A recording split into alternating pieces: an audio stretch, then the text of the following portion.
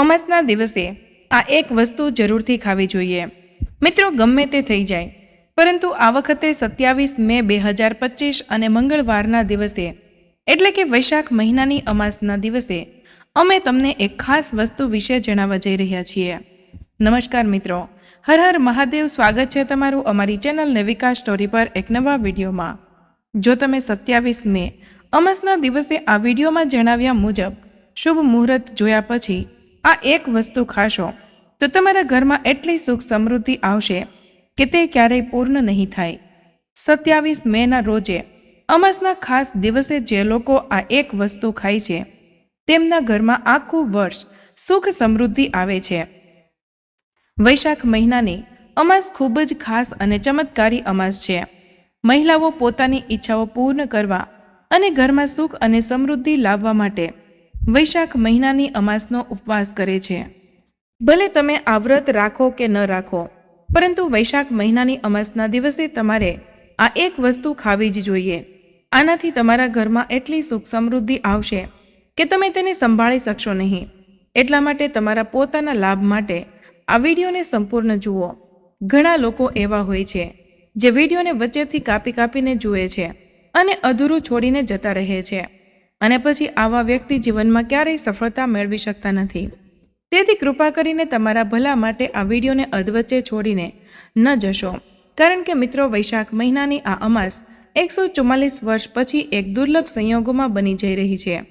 27 મે મંગળવાર અમાસના દિવસે તમે કંઈ પણ ખાવ કે ન ખાવ, પરંતુ તમારે આ એક વસ્તુ ખાવી જ જોઈએ। ભગવાન શિવ અને દેવી લક્ષ્મીના આશીર્વાદથી તમારા ઘરમાં એટલી સુખ સમૃદ્ધિ આવશે જેની તમે ક્યારેય પણ કલ્પના નહીં કરી હોય। મિત્રો, એ વસ્તુ વિશે જાણીએ તે પહેલાં કમેન્ટ બોક્સમાં સાચા દિલથી જય માં લક્ષ્મી અને જય શ્રી વિષ્ણુ ભગવાન હર હર મહાદેવ લખીને આ વિડીયોને એક લાઇક અને ચેનલને પણ સબસ્ક્રાઇબ કરી દેજો, અને આ વિડીયોને છેલ્લે સુધી જોતા રહેજો।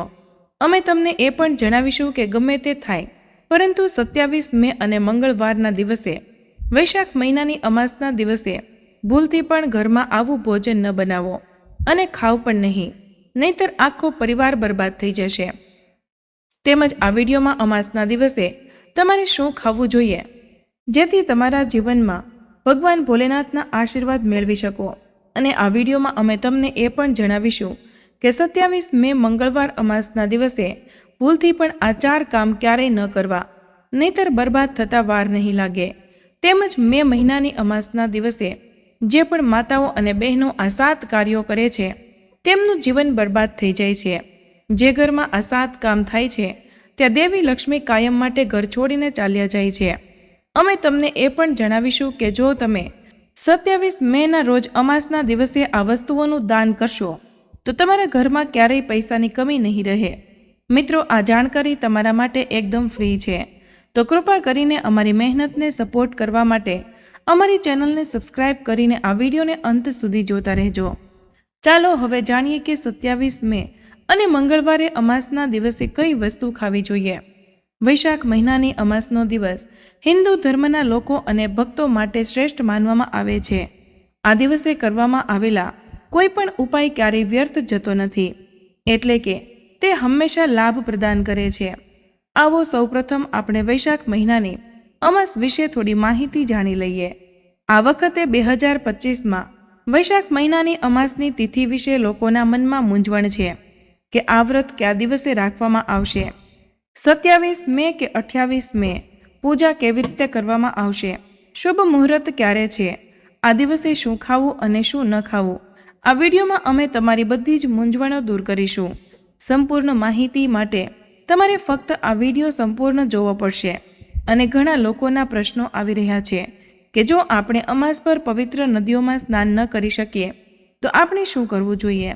આજે આપણે આ વિડીયોમાં આ બધા જ પ્રશ્નોના જવાબ જાણીશું, અને એ પણ જાણીશું કે 27 મે અને મંગળવારના દિવસે આપણે કઈ વસ્તુ ખાવી જોઈએ, અને અમાસની રાત્રે તુલસી સાથે આ એક વસ્તુ બાંધવી જ જોઈએ।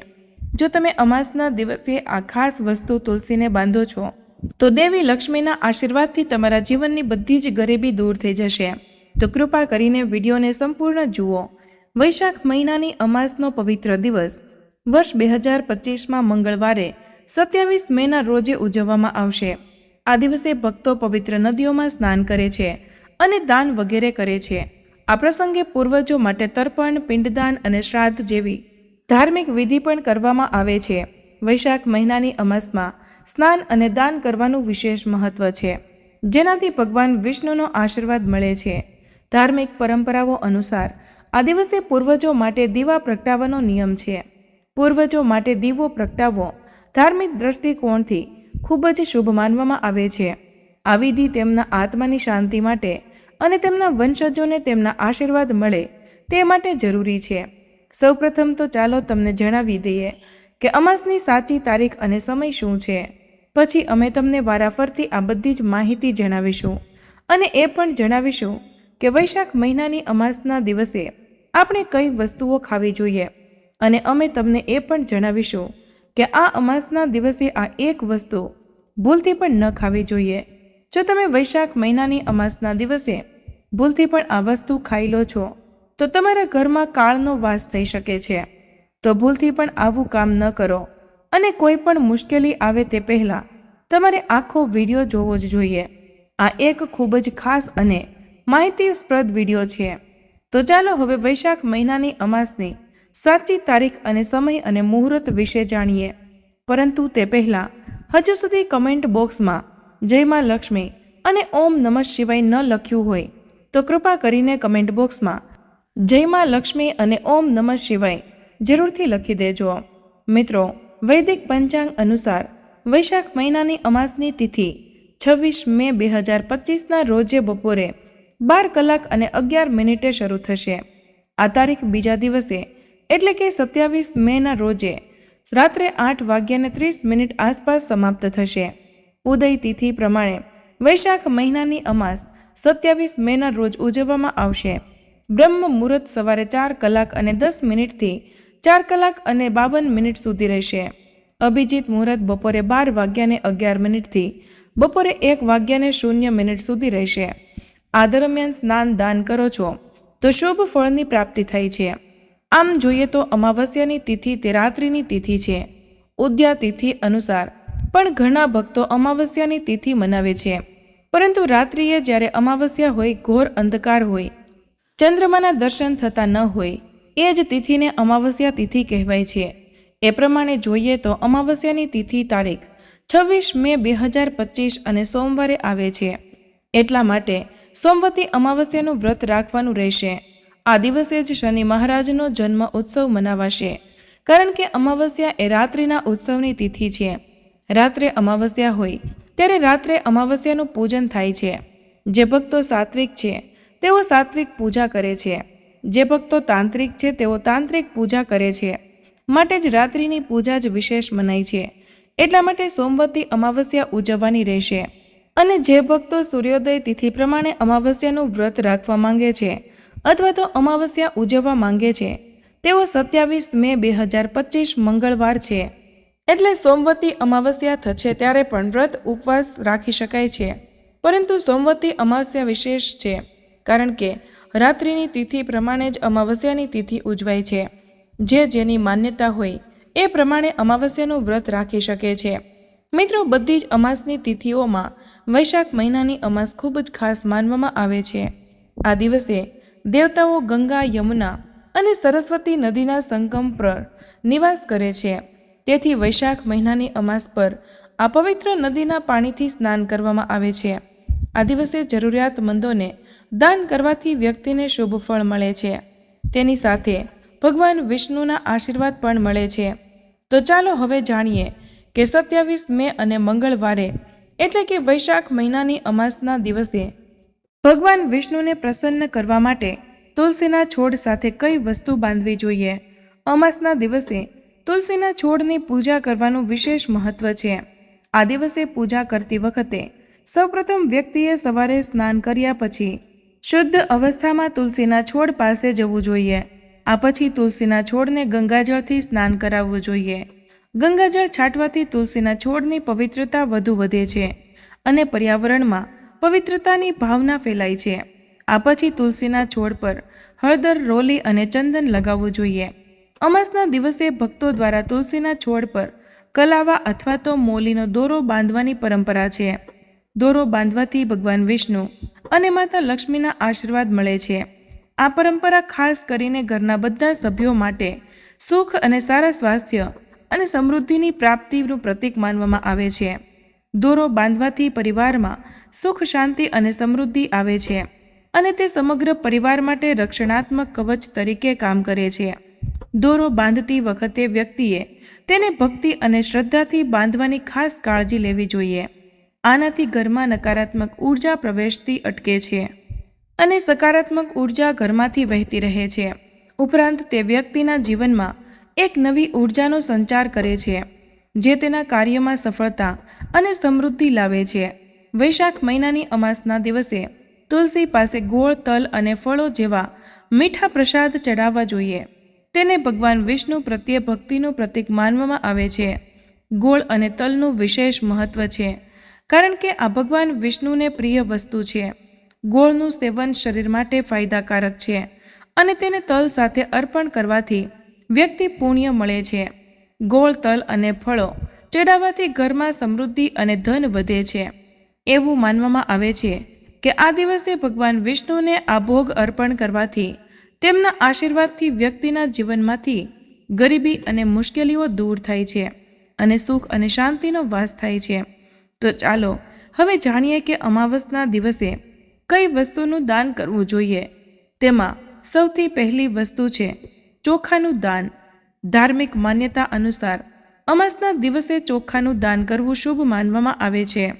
ચોખા એ ખોરાકનો એક પ્રકાર છે અને એવું માનવામાં આવે છે કે ચોખાનું દાન કરવાથી ઘરમાં સમૃદ્ધિ આવે છે અને જે વ્યક્તિનું તેનું દાન કરે છે તેના જીવનમાં સુખ અને સમૃદ્ધિ આવે છે.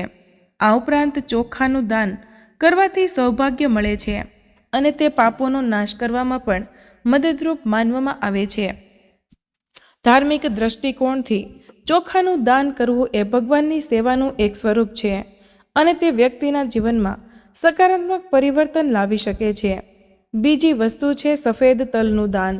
અમાસના દિવસે સફેદ તલનું દાન કરવું પણ એક મહત્વપૂર્ણ ધાર્મિક કાર્ય માનવામાં આવે છે. તલનું દાન કરવું એ ખૂબ જ જૂની પરંપરા છે. સફેદ તલનું દાન કરવાથી વ્યક્તિને ભગવાન વિષ્ણુનો આશીર્વાદ મળે છે. એવું કહેવાય છે કે ભગવાન વિષ્ણુ સફેદ તલથી પ્રસન્ન થાય છે અને જે લોકો તલનું દાન કરે છે તેમના જીવનમાં ભગવાનના આશીર્વાદ રહે છે. સફેદ તલનું દાન કરવાથી શારીરિક અને માનસિક શાંતિ પણ મળે છે. ઉપરાંત પાપોનો નાશ અને પુણ્ય પ્રાપ્તિમાં મદદ કરે છે. ખાસ કરીને તલનું દાન જીવનમાં સુખ, શાંતિ, સમૃદ્ધિ અને આંતરિક સંતોષની લાગણી લાવે છે. આ ઉપરાંત તલનું દાન કરવાથી વ્યક્તિને સ્વાસ્થ્ય લાભ અને સમૃદ્ધિ મળે છે.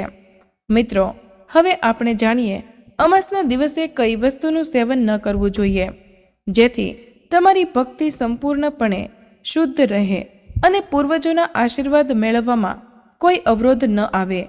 પહેલી વસ્તુ છે માંસાહારી ખોરાકનો ઉપયોગ. પહેલો અને મુખ્ય નિયમ એ છે કે માંસાહારી ખોરાક ટાળવો. વૈશાખ અમાવસ્યાના દિવસે માંસાહારી ખોરાક ખાવાની સંપૂર્ણ મનાઈ છે. ધાર્મિક દ્રષ્ટિકોણથી માંસાહારી ખોરાક માત્ર શારીરિક રીતે જ અયોગ્ય માનવામાં આવતો નથી, પરંતુ તે તમારી આધ્યાત્મિક પ્રગતિને પણ અવરોધે છે.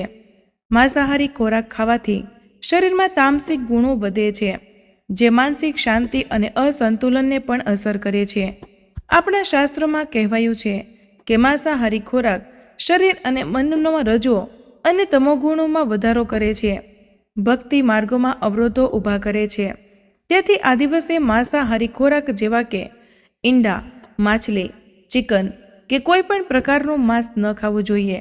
આ દિવસે તમારે શુદ્ધ અને સાત્વિક ખોરાક જ ખાવો જોઈએ, જેથી કે તાજા ફળો, દાળ, રોટલી, ખીચડી વગેરે જે તમારા શરીર અને મન બંનેને શુદ્ધ રાખે છે.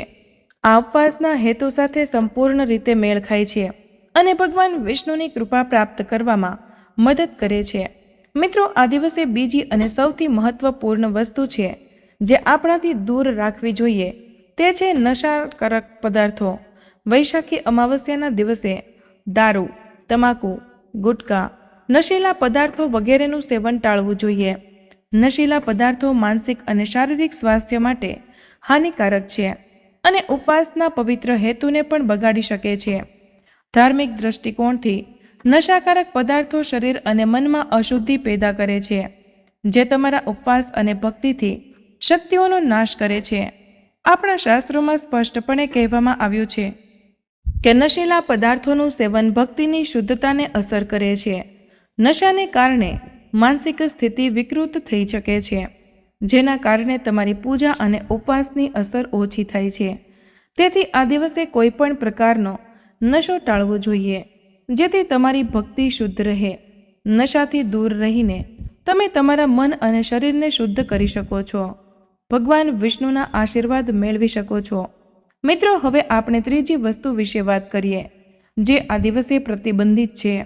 આ દિવસે ખાટા પદાર્થો, ખાટા ખોરાક જેમ કે કેરી, આંબલી, દહીં અને ખાટા ફળો વગેરેનું સેવન ન કરવું જોઈએ. ધાર્મિક દૃષ્ટિકોણથી ખાટા ખોરાકથી તામસી ગુણો વધે છે, જે માનસિક સ્થિતિ પર નકારાત્મક અસર કરે છે. ખાટા ખોરાક શરીરમાં નકારાત્મક ઉર્જાનો સંચય કરે છે, જે તમારા ઉપવાસ હેતુને વિરુદ્ધ છે. જ્યારે તમે ખાટા ખોરાકનું સેવન કરો છો, ત્યારે તે તમારા મનને અશાંત કરી શકે છે, જે પૂજા અને ભક્તિમાં વિક્ષેપ ઉત્પન્ન કરી શકે છે. આ ઉપરાંત ખાટા ખોરાક શરીરના ઉર્જાના સ્તરને પણ અસંતુલિત કરી શકે છે. તેથી આ દિવસે ખાટા ખોરાકથી દૂર રહેવું જોઈએ. જો તમને તાજગી અને સ્વાદ જોતો હોય તો તમે કેળા, સફરજન અથવા તો નાળિયેર જેવા હળવા મીઠા ફળોનું સેવન કરી શકો છો. આ ફળો ફક્ત સ્વાદિષ્ટ જ નથી હોતા, પરંતુ તમારા શરીર અને મનને શાંતિ પણ આપે છે. હવે આપણે ચોથી વસ્તુ વિશે વાત કરીએ. આ વસ્તુ છે ખાંડ અને મીઠાઈનું સેવન. આ દિવસે વધુ પડતી મીઠાઈઓ અને ખાંડવાળી વસ્તુઓનું સેવન ન કરવું જોઈએ. ખાંડનું વધુ પડતું સેવન શરીરમાં રાષ્ટ્ર અને તામસિક ગુણોમાં વધારો કરે છે, ઉપવાસના હેતુને વિરુદ્ધ છે અને ઉપવાસને સંતુલિત રાખવામાં મુશ્કેલ બનાવી શકે છે. આ દિવસે કેળા, સફરજન અને નાળિયેર વગેરે જેવા હળવા મીઠા ફળોનું સેવન કરી શકાય છે, જે શરીર માટે ફાયદાકારક છે અને માનસિક શાંતિ જાળવી રાખે છે.